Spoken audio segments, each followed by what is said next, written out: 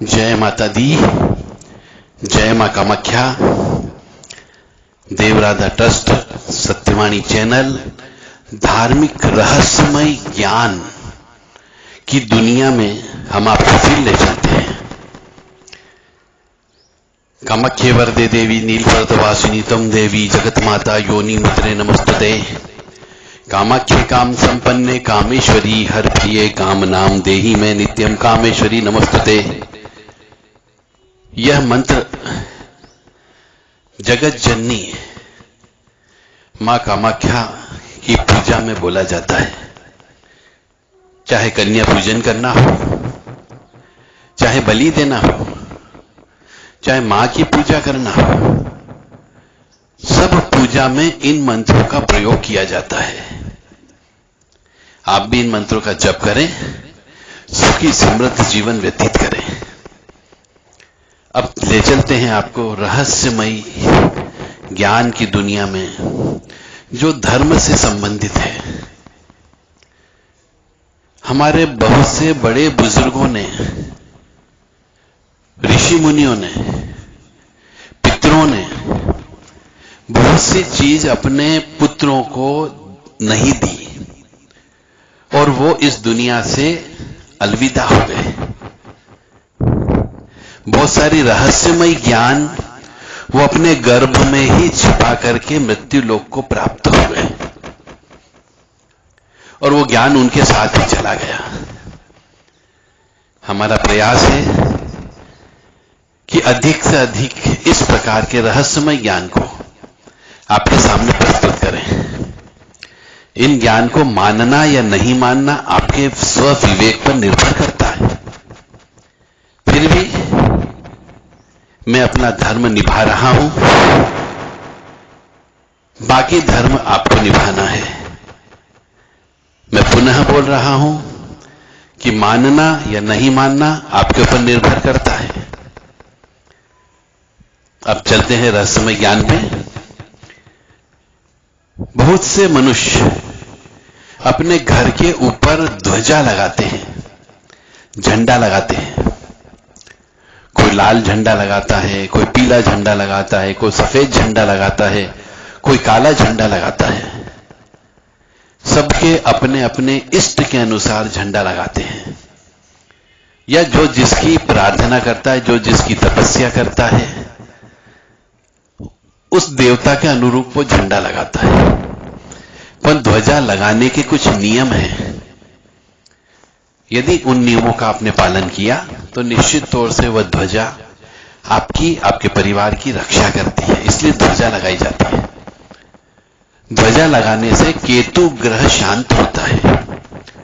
जिसका केतु खराब हो, केतु ग्रह की वजह से उसको तड़फन होती हो, चाहे धंधे में तड़फन होती हो, पैसे की तड़फन होती हो, बच्चे पैदा नहीं होने की तड़फन होती हो, बच्चे पैदा होकर के मरने की तड़फन होती हो, क्योंकि केतु तड़फाता है।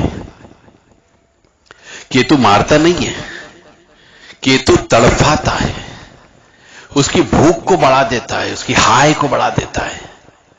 तो जिसका केतु खराब हो, केतु खराब होने से मनुष्य कंगाल हो जाता है, पैसे पैसे को मोहताज हो जाता है, चलती चलती फैक्ट्री बर्बाद हो जाती है। तो केतु ग्रह की शांति करने के लिए भी ध्वजा घर के ऊपर लगाना चाहिए। अब ध्वजा कौन सी दिशा में लगाना चाहिए, यह रहस्यमय ज्ञान है। ध्वजा हमेशा पूजा स्थल के ऊपर लगाना चाहिए, जहां पर आप भगवान की पूजा करते हैं। और भगवान की पूजा हमेशा ईशान कोण में करना चाहिए। तो ईशान कोण में ही घर की छत के ऊपर पूरब दिशा में उत्तर पूर्व कोने में आपको झंडा लगाना है। यदि आप हनुमान जी की सेवा करते हैं तो हनुमान जी का झंडा लगाइए, लाल कलर का। यदि आप देवी जी की सेवा करते हैं तो लाल कलर का झंडा लगाइए, देवी जी छपी हुई हो वो। यदि आप कंकाली काली की पूजा करते हो तो काला झंडा लगाइए। यदि आप शनि देव की पूजा करते हैं ज्यादा तो काला झंडा लगाना है। यदि आप भैरव जी की पूजा ज्यादा करते हैं तो काला झंडा लगाना है। या फिर यदि आप वीर की पूजा करते हो तो सफेद झंडा लगता है।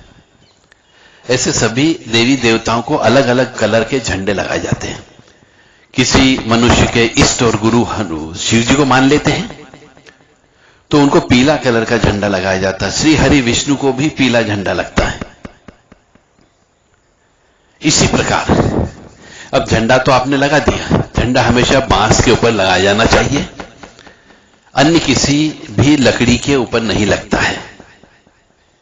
साथ ही साथ में झंडा जब भी लगाया जाता है तो उस झंडे की विधिवत उस मंदिर में जाकर के पूजा करना चाहिए जहां के जो आपके इष्ट देवता हो।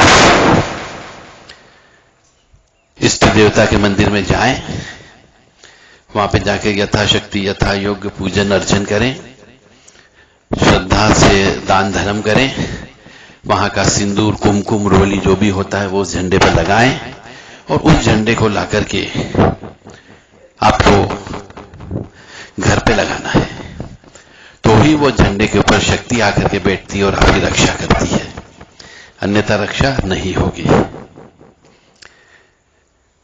ध्वजा जब भी लगाएं उनके वार जो होता है उस वार के दिन लगाएं। सोमवार के दिन शिव जी का लगाएं, मंगलवार के दिन हनुमान जी का लगाएं, बुधवार के दिन गणेश जी का लगाएं, गुरुवार के दिन गुरु महाराज का लगाएं। ऐसे ये वार भी निर्धारित किए गए हैं। उस वार के दिन ही वो ध्वजा लगाई जानी चाहिए।